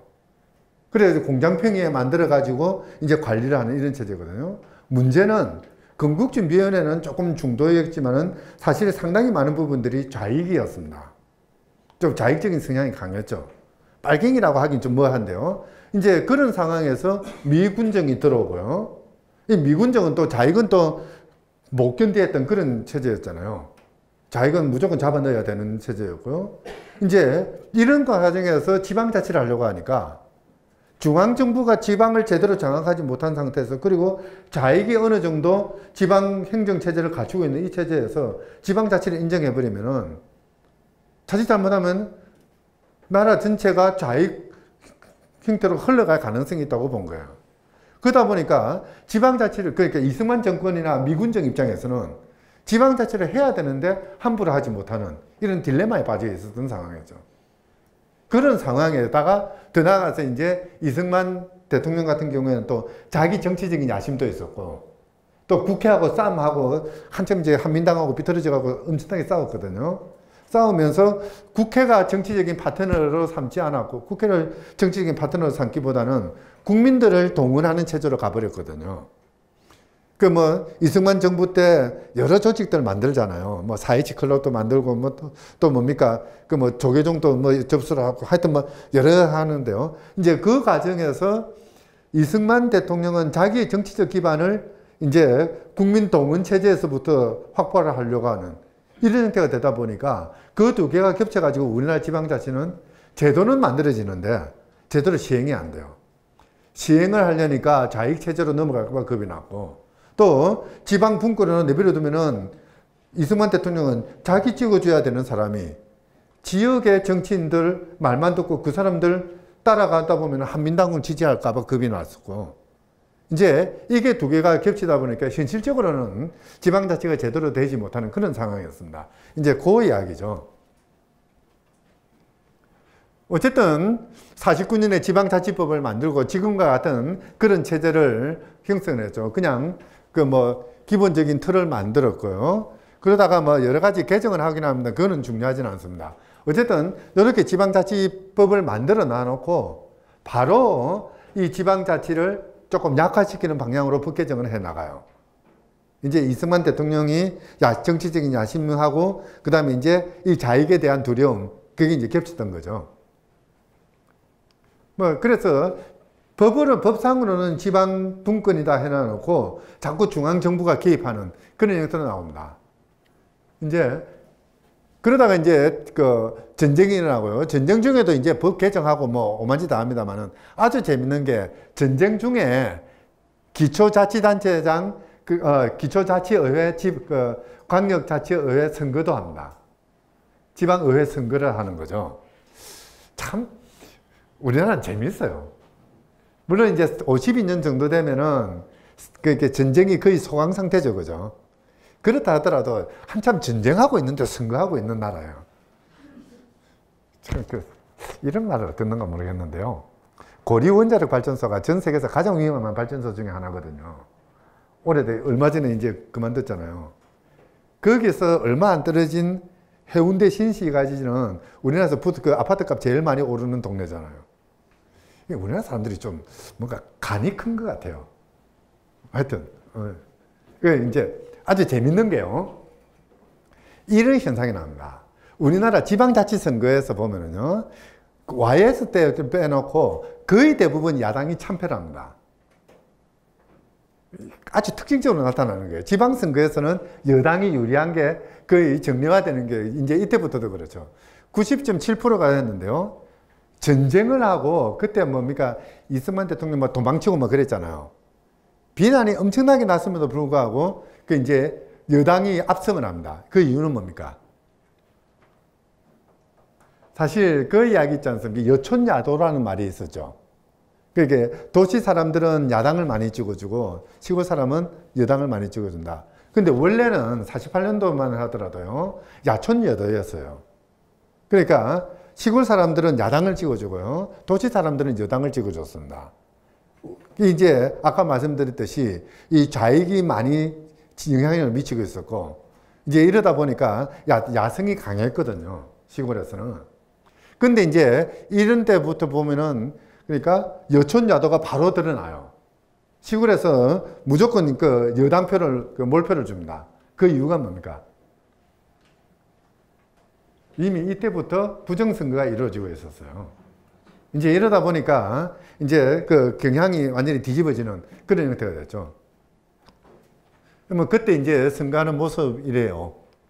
인터넷 찾아가지고 이제 한번 해봤는데요. 참 옛날 생각나죠, 그죠? 저는 익숙한 장면인데요. 여기 이제 개표하는 모습입니다. 58년도에는 이제 저때 되면은 삼성개헌하고 이제 그 이승만 대통령이 그러니까 표현이 좀 어쩔지만 좀 맛이 가는, 완전히 맛이 가는 그런 때거든요.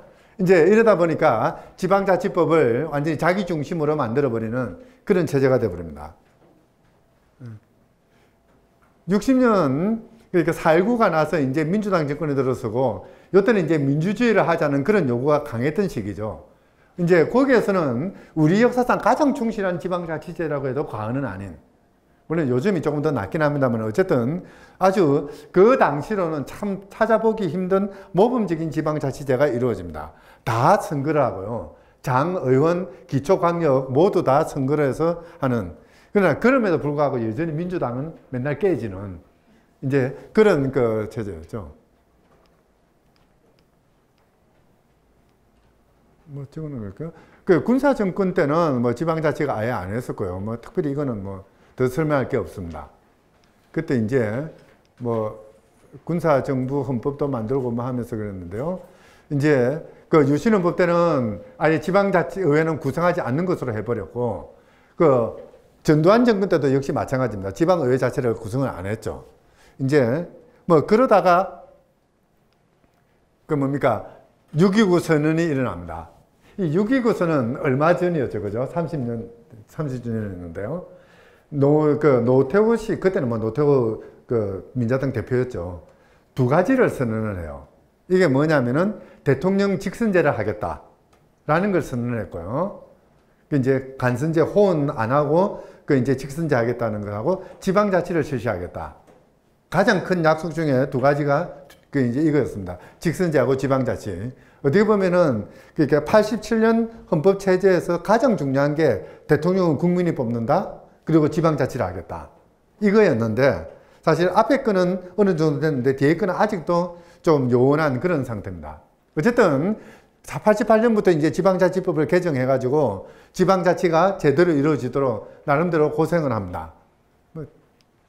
그 이제 그 88년도에는 이제 여소야대 뭐 그렇게 돼가지고 3당 합당도 일어나고요. 어쨌든 이 과정 속에서 이제 다시 이제 그 뭡니까 의회 구성하는 선거를 했는데 역시 민자당이 압승을 합니다. 그리고 사실 요때 선거가 이 선거가 우리 정치사에서는 상당히 중요한 의미를 가지는데요. 그러니까 경상도 가면은 모 당에서는 말뚝만 박아줘도 찍어준다고 그랬잖아요. 그 전라도 가도 마찬가지죠. 말뚝만 박아도 찍어주는 이런 지역주의가 가장 극명하게 드러났던 시기가 이때부터라고 보면 될 것 같아요. 조금은 정치적으로 조금 잘못되는 뭐 그런 시기이긴 합니다만은 그렇죠? 어쨌든 지방의회는 선거를 했는데요. 단체장 선거는 하지 않는 조금 기형적인 제도였습니다. 그러다가 이제 YS 때 이제 그 뭐 지방자치제가 좀 이제 제대로 돌아가는 그런 구조죠. 그 뭡니까? 94년도에 지방자치법 개정해가지고 지방자치단체장은 3번만 할 수 있도록 했습니다. 지금 서구청장은 몇 번째예요? 아, 초임이구나. 그 뭡니까? 그 제가 그 옛날에 그 미국 가서 있던 데는 거기는 그 시드래피드라는 도시인데요. 거기 시장은 제가 90년에 거기 갔었거든요. 그때 28년째 한다고 그랬는데 아직까지 하고 있어요. 그러니까 한 48년, 50년 정도. 사실 이제 저 제도는 뭡니까? 캘리포니아 주에 있던 제도입니다. 이게 뭐냐면은 주지사나 또는 지방자치단체장을 3번 했으면은 그러면은 대충 만족한 줄 알고 그냥 중앙무대 가서 놀아라는 거예요. 너무 오래 하면은 그 자체가 이제 그 세력화돼 가지고 지방 정치에 좋지 않은 영향을 미친다고 본 거예요. 그래서 그 뭡니까? 영화배우 아놀드 슈바제네거도 3번 하고 그만뒀잖아요. 주지사. 아놀드 슈바제네거 3번 하고 대통령 선거 출마하지 않은 이유는 뭡니까? 왜 미국 대통령 선거에 출마 안 했어요? 미국 대통령 선거에 출마하려면 미국 국적이 있어야 됩니다. 아놀드 슈바제네거는 시민권만 가지고 있거든요. 미국 국적을 가지려면 어떻게 해야 됩니까? 우리나라는 엄마나 아빠 중에 한 사람이 한국 사람이면 한국 국적을 가지거든요. 미국에서는 미국에서 태어나야 미국 국적을 가집니다. 근데 이제 아놀드 슈바제네거는 저기 그 동유럽 어디더라 하여튼 이상한 나라던데요. 거기서 태어나가지고 미국에 와가지고 시민권만 가지고 있거든요. 그렇게 할 수 있는 최대한 너가 주지사예요. 좀 뭐 그런 거죠. 대통령 출마했으면 당선됐을 것 같은데. 그랬어요. 네. 하여튼 뭐 그렇고요. 95년에 이제 지방자치단체장 선거를 제일 먼저 하죠. 근데 참 재밌는 게 이때 민자당이 패배를 합니다. 이제 그 우리 지방자치 선거사에서 여당이 패배하는 최초의 경우죠. 그리고 이제 김대중 정부가 들어섰을 때는요, 여기서는 뭐 기본적인 그 뭐라 그러나 일본말로 왁구, 그거는 여기서 다 잡혔고 이제부터는 조금 이제 세세한 것이 이제 바뀌는 과정인데요. 요거는 이제 중요한 게 뭐냐면은 지방의 조례를 주민들이 발의할 수 있도록 주민 발의에 의해서 지방 조례를 만드는 것. 그래서 이제 뭐 그 뭡니까 아이들 그 친환경 급식을 하자, 학교에서 무상 급식하자 이런 조례들이 많이 통과가 됐죠. 노무현 정부 때는 여기는 진짜 실감 나시겠다. 그러니까 행정수도가 세종시 생기는 뭐 그런 거잖아요. 아까 그 차 한잔 마시면서 들으니까 이 세종시 때문에 이게 그 뭡니까 주민들이 빠져나가면다면서요. 이 바리케이트를 쳐야 돼요. 하여튼 그 이제 뭐 지방분권 이야기, 행정수도 이야기가 있고요. 이 헌법재판소가 우리나라 헌법재판소가 생긴 역사가 89년부터인데요. 그건 30년 다 돼가지고 그죠? 아마 30년 역사에서 제일 나쁜 판결 그러면은 이게 나올 겁니다. 그 이제 20주년 되는 때에 이제 저는 참여연대 일을 하는데요. 참여연대에서 이제 헌법 전공하는 사람들을 모아놓고 물어봤어요. 20명이 답했는데 11명이 최악의 판결이 이거라고 그럽니다. 딱 한 명이 가장 좋은 판결이었대요. 그 말씀하신 분이 제 지도 교수인데요. 이분이 소송을 실질적으로 제기한 사람이거든요. 하여튼 근데요. 어쨌든 좀 뭐 잘못됐어요. 이게 뭐냐면요.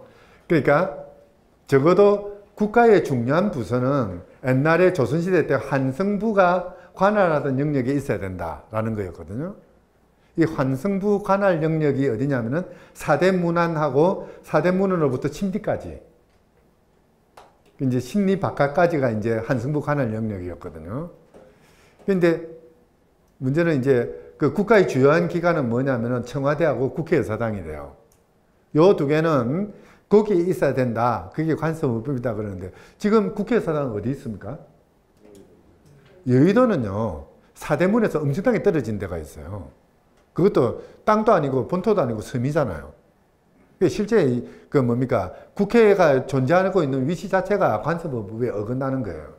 사실 이게 잘못된 판결입니다. 뭐 그리고 또 하나가 이제 재밌는 게 제주특별자치도를 만들어요.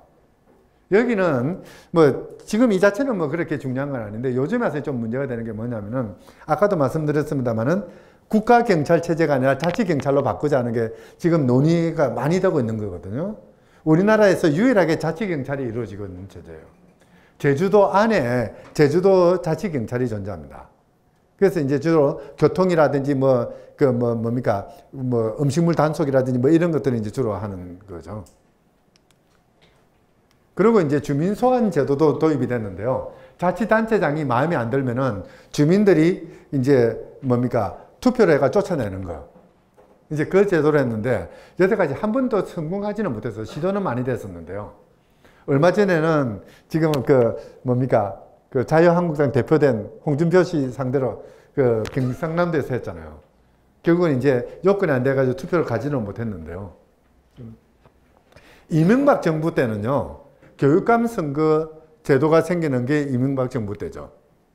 그리고 이제 행정특별자치시도 만들어지고요. 이 표는 그동안 이제 지역 문제를 주민투표에 의해서 결정했던 사례들입니다. 그 이제 제주도가 옛날에는 원래 시가 2개 있었고 군이 2개 있었죠. 제주시, 서귀포시, 북제주군, 남제주군인데 이걸 하나의 행정구역으로 통합하는 그 주민투표를 결정했고요. 이런 거는 무시무시한 결정이죠. 그러니까 그 원자력 발전소는 폐기물 같은 것들을 보관할 데가 없으니까 온 동네 여기 아까 저기 아까 주민들이 반대하니까 국가가 경품을 많이 걸었잖아요. 그래서 경주시에서 이제 주민투표 해가지고 경주시에서 그걸 유치하기로 했거든요. 뭐 그까지는 좋은데 결정하고 나서 공사가 지금 다 돼 가는데 경주시에서 지진이 도구로 나잖아요. 참 걱정이에요.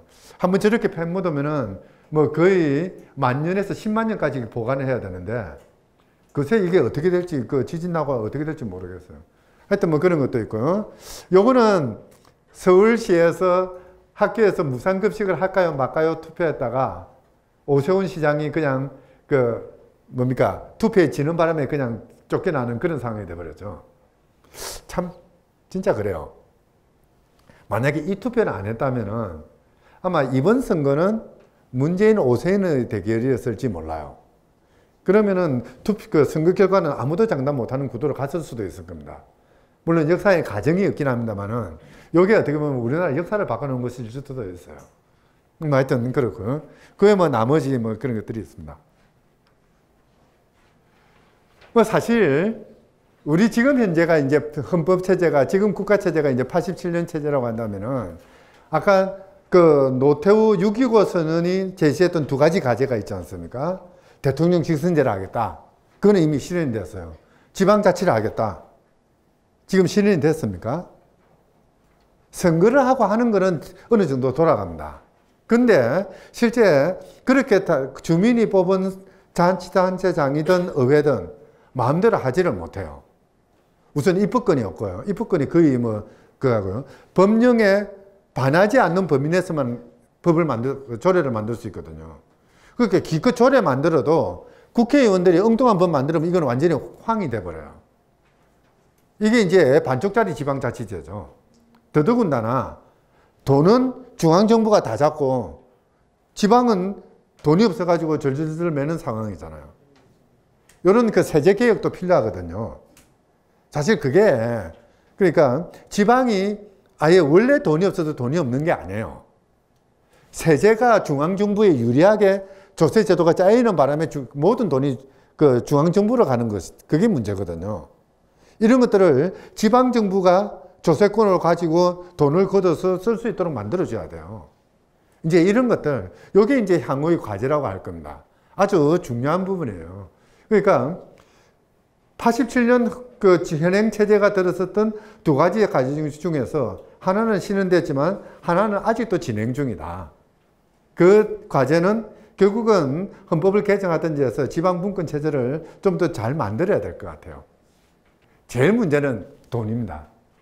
그러니까 국세는 외국 물건 들어오면서 관세 수입은 이건 중앙정부가 가져가는 게 맞아요. 지방세는 재산세는 당연히 지방정부가 가져가야 됩니다. 그 외 나머지 부가세라든지 소득세라든지 자 여러분들이 그냥 여기 그 공무원 봅시다. 지방 공무원으로 서구청에서 근무하는 사람이 월급을 받아요. 그러면 세금을 내죠. 이 세금은 국가가 가져가야 됩니까? 서구청이 가져가야 됩니까? 그렇잖아요. 뭐 당연히라고 하긴 뭐 하지만은 그래도 상당히 많은 부분은 서구청도 말할 거리가 있잖아요. 우리 동네에서 우리 동네 일을 하면서 우리 동네 사람들이 주는 돈으로 월급을 받았으면은 당연히 그 세금은 우리 동네 내는 그렇게 돼야 되는 거죠. 그런 거거든요. 또는 이제 이런 거 있습니다. 이마트가 서구에 이마트가 어디 있습니까? 뭐 있겠죠, 그죠? 이마트가 서구에서 장사해가지고 이윤이 이만큼 남았어요. 자, 그러면 소득세, 법인세 어디다 내야 됩니까? 서구 주민들이 전부 다 팔아준 돈이잖아요. 그걸 왜 중앙정부가 가져가요? 그렇게 다 가져가 놓고 그래놓고 중앙정부는 서구청 보고 뭐라 그럽니까? 재정 자립도가 15%밖에 안 되니까 뭐 그 경영평가 뭐 이래가 꼴찌 뭐 이러잖아요. 왜 자기들이 경영평가를 해요? 자기들이 그렇게 만들어 놔놓고. 이게 아니거든요. 이런 것들은 일단은 지방정부가 걷어가지고 그 중에서 요거 가지고는 그 뭡니까 60만 대군 유지 못하죠. 군대 유지 못하거든요. 그러니까 여기서 중앙정부가 걷어가지고 그 중에 일부를 주면 돼요. 국가한테 주면 되는 거죠. 그래야지 지방자치가 제대로 돌아갑니다. 이걸 모조리 국가가 다 가져가가지고 마치 자기 돈인 것처럼 지방에 나눠주는 그런 형태로 돼서는 안 되는 거죠. 이런 것들도 빨리 고쳐야 될 것 같아요. 오늘 제 이야기는 이 정도만 할게요. 네, 오늘 이야기 이 정도 하겠습니다.